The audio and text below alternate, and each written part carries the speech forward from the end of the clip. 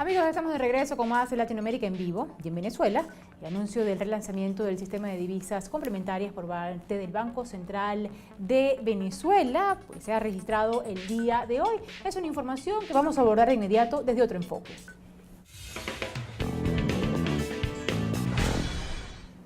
Para abordar este aspecto y también otros elementos relacionados con el desempeño de la economía venezolana, entrevistamos de inmediato al economista Jean-Paul Leydens, economista miembro de la firma de análisis venezolana Ecoanalítica. Jean-Paul, gracias por atendernos la tarde de hoy en Latinoamérica en vivo. Iniciemos, como ya decíamos, por este relanzamiento del DICOM. Hay aspectos que varían en relación con las versiones anteriores de este sistema de divisas.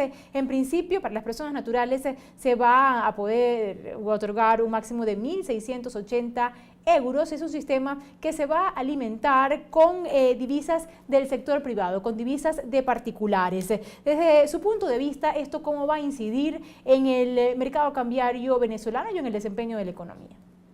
Sí, Jessica, un placer estar con ustedes. Si el tipo de cambio del mecanismo DICOM no es un tipo de cambio libre y flotante, y pareciera ser el caso de que no va a tener libertad de flotación, pues este anuncio es absolutamente irrelevante. No van a haber privados dispuestos a traer sus divisas a un tipo de cambio que esté bastante apreciado, que esté muy por debajo del tipo de cambio paralelo. Entonces simplemente no van a haber incentivos para participar como oferente en este nuevo DICOM. Si el tipo de cambio se le permitiese flotar, pues quizás habría algún incentivo, pero la verdad es que parece bastante improbable que ese sea el caso. ¿Podría haber alguna diferencia? Quizás si se le permitiese ofertar a los socios privados de las empresas mixtas, pero ese no parece ser tampoco el caso. Entonces, en realidad, este es un anuncio intrascendente. Ahora, uno de los aspectos que llama la atención en este anuncio es que se va a permitir que las personas puedan importar bienes de manera directa. ¿Esto cómo podría influir en el desempeño de la economía, considerando también estas medidas de supervisión y de orden de bajar precios que ha venido ordenando un ente oficial en el país? Sí, no, en ese sentido no hay novedad tampoco, porque el sistema DICOM anterior, que también era llamado nuevo DICOM, permitía que los privados hicieran importaciones con dólares propios, pero estaban obligados a registrarlos contablemente y para fines de aduana al tipo de cambio del mecanismo DICOM, el cual siempre estuvo muy por debajo del tipo de cambio de mercado. Y eso es aparentemente lo que va a ocurrir también en este caso. Es muy improbable que el gobierno permita la libre flotación del tipo de cambio DICOM, entonces volveremos a tener la misma situación de antes, en la que los privados traen sus productos importados con divisas propias, pero se ven forzados a hacer la contabilidad y registrar en aduanas a un tipo de cambio diferente al que ellos utilizaron para adquirir esos bienes. Entonces, en ese sentido también es intrascendente la noticia del nuevo DICOM. No hay ningún cambio sustancial. El único cambio que podría haber es si se le permitiese flotar, pero eso es altamente improbable. Hace ya algunas semanas el gobierno venezolano anunció que en adelante se utilizaría una cesta de divisas para este tipo de operaciones y sin embargo esto no se ha concretado. Solo en este anuncio que se hacía el día de hoy veíamos cómo el monto máximo ha sido establecido en euros. ¿A qué obedece, desde su punto de vista, que hasta este momento no se haya concretado ese anuncio de esta cesta de monedas? Bueno, si los oferentes van a ser agentes privados, son agentes privados que lo más probable es que si quieren ofrecer divisas lo hagan en dólares. La mayor parte de la inmigración venezolana, en el caso de las remesas, si tuviesen algún incentivo, que creo que no lo tienen y no lo van a tener, pues tendrían sus ingresos en divisas en dólares y es bastante absurdo todo este tema de tratarlo como una cesta de monedas porque finalmente la mayor parte de las exportaciones líquidas petroleras de Venezuela son en dólares, la mayoría de las divisas que ingresan a nuestra economía son en dólares, la mayoría de los expatriados tienen cuentas en dólares, en todo caso, si no en euros, pero la verdad es que es un absurdo, es un cambio cosmético establecer las cifras en euros y es lo mismo que ocurrió cuando el Ministerio de Energía y Petróleo estableció el precio de la cesta venezolana en yuanes. Es algo totalmente estético, realmente es irrelevante. La criptomoneda, la que se ha anunciado por parte del gobierno venezolano, permitiría de alguna manera aliviar estas dificultades que se imponen con las divisas y estas sanciones que han sido impuestas por los Estados Unidos. Bueno, la verdad es que el gobierno tiene que lograr crear una demanda en divisas del petro, y la única manera en que pueda lograr alguna demanda en divisas del petro será estableciendo algunos derechos legales sobre los activos de respaldo del petro, que serían en principio barriles del bloque Ayacucho 1 de la faja petrolífera del Orinoco. Pero eso enfrenta una serie de dificultades, porque el petróleo venezolano, las reservas no pueden ser enajenadas.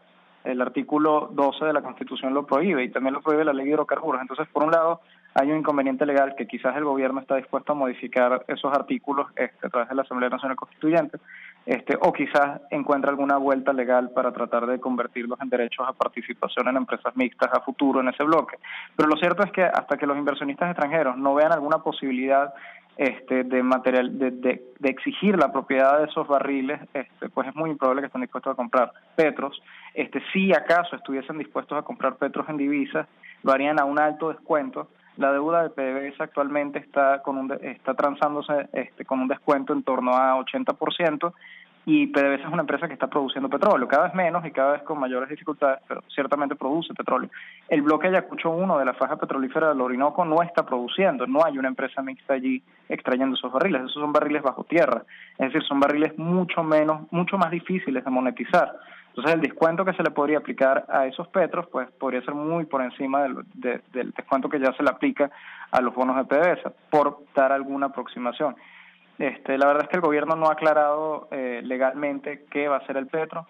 No se sabe si va a ser una nueva emisión de deuda, si va a ser un derivado financiero sobre producción futura de esas reservas, o si va a ser liquidación de activos de la República, liquidación de reservas petroleras con todo lo que ello implica legalmente.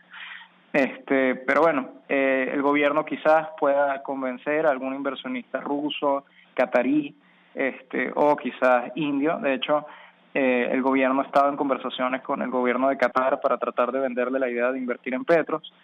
Pero bueno, la verdad, podría crear alguna demanda de petros a un altísimo descuento en el corto plazo, pero más allá de eso no le vemos mucho futuro. Se están liquidando reservas que no están siendo desarrolladas, por una industria petrolera que está cada vez peor, que ha caído su producción diaria de petróleo en más de 460.000 barriles diarios entre octubre y diciembre. En ese sentido, es muy difícil que Petro sea una salvación financiera para el Estado venezolano. Jean-Paul, el día de hoy el Fondo Monetario Internacional ya conocer sus proyecciones actualizadas para América Latina y el Caribe con respecto a este año. Para Venezuela está pronosticando una contracción de 15% del Producto Interno Bruto y una inflación que podría alcanzar 13.000%. Estos datos, estas proyecciones, ¿cómo las evalúan ustedes? Sí, bien, estas proyecciones tienen sentido, es decir, una caída de 14 o 15% no es descabellada, y una inflación de 13.000% de hecho podría ser hasta conservadora. Podría ser una inflación con un promedio mensual un poco por encima del 50%, cuando en diciembre tuvimos 84,6% de inflación de acuerdo con Analítica, y en enero podríamos estar por encima de ese 84,6% de inflación. No sería descabellado tener una inflación mensual por encima del 90%. En ese sentido, pues es un estimado conservador, aunque para los hogares pues resulte, y sobre todo para la comunidad internacional, resulta sorprendente que el país pase 13.000% de inflación. Siempre es importante tener en cuenta que la inflación es un proceso exponencial, es un interés compuesto. Y de esa manera, pues una variación pequeña en el promedio mensual de la inflación se refleja en un cierre de año mucho más alto, porque es aumento de precios sobre aumento de precios. Entonces sí, no es descabellado para nada, de hecho podría ser un escenario conservador. ¿Cómo deja el poder adquisitivo y también la demanda y el consumo del venezolano en este 2018? Es decir, si nos atenemos a estas proyecciones del Fondo Monetario Internacional, esto desde su punto de vista, ¿cómo se reflejará en el poder de compra del trabajador venezolano? Sí, bueno, ya nada más el año pasado cerramos con un salario integral mínimo que tenía un poder de compra equivalente solo al 20% de lo que equivalía el salario integral mínimo en el año 2010, a comienzos de 2010. Este es un proceso de empobrecimiento muy severo. Los salarios no se están indexando al mismo nivel de la inflación, y de todos modos, ninguna inflación ni hiperinflación se puede combatir con aumentos de salario. La hiperinflación solo hay una sola manera de resolverla, y es creando estabilidad fiscal para el Estado, hacer que el Estado sea fiscalmente viable y no se vea tentado a emitir dinero para financiarse, porque solamente cuando se logran esas condiciones de estabilidad fiscal, los hogares y las empresas empiezan a volver a confiar en la moneda nacional, sea el bolívar o sea una moneda nueva que lo sustituya.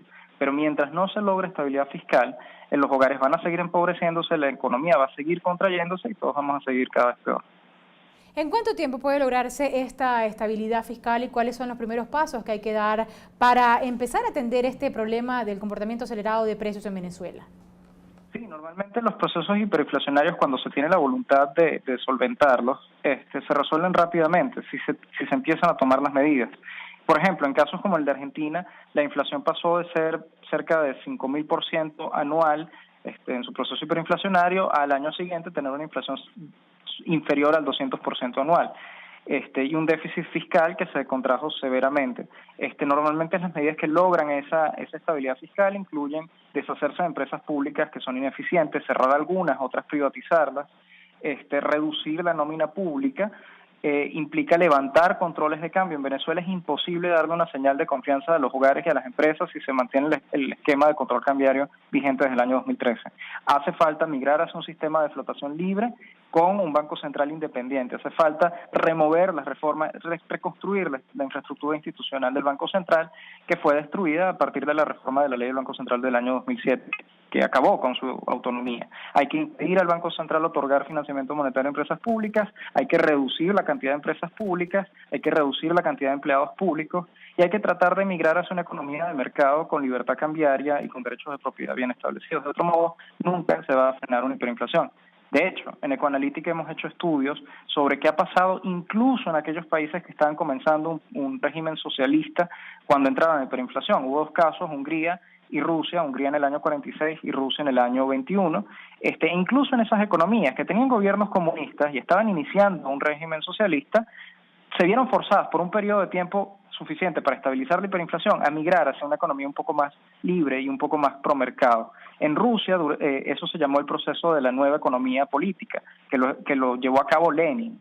Se permitieron derechos de propiedad, se volvió a permitir que los agricultores intercambiaran sus productos libremente y se estableció una moneda con paridad en el oro. En Hungría, que era un país dominado por la Unión Soviética, se tuvo también que permitir ciertas libertades económicas a pesar de que era un gobierno controlado por los comunistas. Entonces, no hay manera de eliminar, de terminar con una hiperinflación que no sea buscar estabilidad fiscal, señalizarle a los hogares y a las empresas que el Estado no va a seguir financiándose con emisión de dinero y lograr una economía que al menos en un periodo de tiempo suficiente prevalezcan los derechos de propiedad y prevalezca cierta libertad para fijar precios relativos y cierta libertad para cambiar la moneda nacional por divisa. En el país no solamente se ha contraído la producción, también las importaciones. La firma a la que usted representa ha venido advirtiendo acerca de este comportamiento descendente de las importaciones, algo que a lo que ha contribuido la escasez, la reducción de las divisas disponibles por parte del Estado. ¿Qué están previendo para este año en torno a la disponibilidad de divisas, en cuanto a las reservas líquidas, en cuanto a esta posibilidad de atender la demanda de la industria, de materia prima, de insumos, de maquinaria y también la demanda del comercio de productos elaborados? Sí, nosotros el año pasado sufrimos una reducción de importaciones en torno al 33,8% con respecto a 2016 y ya en 2016 habíamos sufrido una contracción de importaciones de en torno al 50% de acuerdo a nuestras cifras en Ecoanalítica. Si nosotros comparamos las importaciones del año 2017 que cerraron en 11.800 millones contra las de 2012 que estaban por encima de los 65.000 millones de dólares al año, vemos precisamente la causa final de la escasez y del encarecimiento de los productos importados. Y en 2018 nosotros actualmente estamos revisando nuestras estimaciones porque en un principio pensábamos que quizás el Estado, habiendo hecho default y enfrentándose a un proceso electoral, tendría algún incentivo y algunos recursos para haber aumentado un poco las importaciones, al menos durante el primer trimestre del año, que por cierto ayer se fijaron las elecciones presidenciales para máximo finales de abril. Sin embargo, la producción petrolera ha colapsado de una manera tan severa en los últimos 3 meses del año 2017 que pues probablemente el Estado lo que se ahorró por el default tenga que no lo pueda utilizar para importaciones porque sus ingresos en divisas están cayendo debido a la caída en la producción petrolera y de las exportaciones petroleras. Entonces, todavía no tenemos los estimados actualizados, pero lo cierto es que no es descabellado esperar otra reducción de importaciones, a pesar de haber entrado en default, a pesar de haber empezado a incumplir nuestros pagos. De hecho, una señal muy clara de que eso es así es el hecho de que las reservas internacionales no han aumentado a pesar de que no estamos pagando deuda. A pesar de que el Estado empezó un proceso de default en el mes de noviembre, las reservas internacionales venezolanas están estancadas en torno a los 10.000 millones de dólares. Eso quiere decir que no están ingresando divisas. Es decir, el Estado no está gastando esas divisas porque simplemente no le ingresan, porque la producción petrolera está cayendo. El adelanto de elecciones presidenciales para el primer cuatrimestre de este año coordinado la Asamblea Nacional Constituyente, ¿qué efectos va a tener sobre el desempeño de la economía?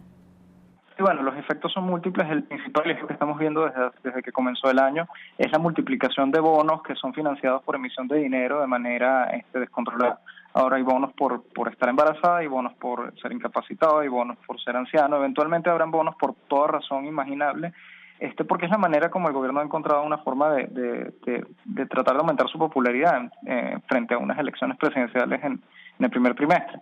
Pero al final esa emisión de dinero lo único que va a generar es más inflación, va a generar más desconfianza de los hogares y de las empresas hacia el bolívar, por tanto la demanda en términos reales de bolívares va a caer, además de que la oferta de bolívares está aumentando, entonces los precios simplemente van a seguir disparados, el proceso hiperinflacionario se va a agravar, sobre todo en la medida en que estemos cerca de la fecha de las elecciones.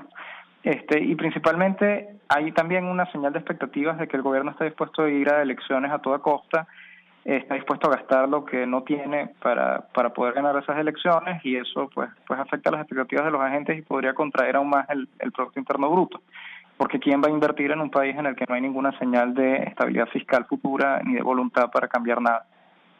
Jean-Paul, le agradecemos su análisis y esta entrevista que nos ha concedido. Conversábamos nosotros con el economista Jean-Paul Leydens, parte del equipo de la firma venezolana Ecoanalítica. Amigos, nos vamos nosotros a un corte y en la próxima parte vamos a tener más del espacio para ustedes.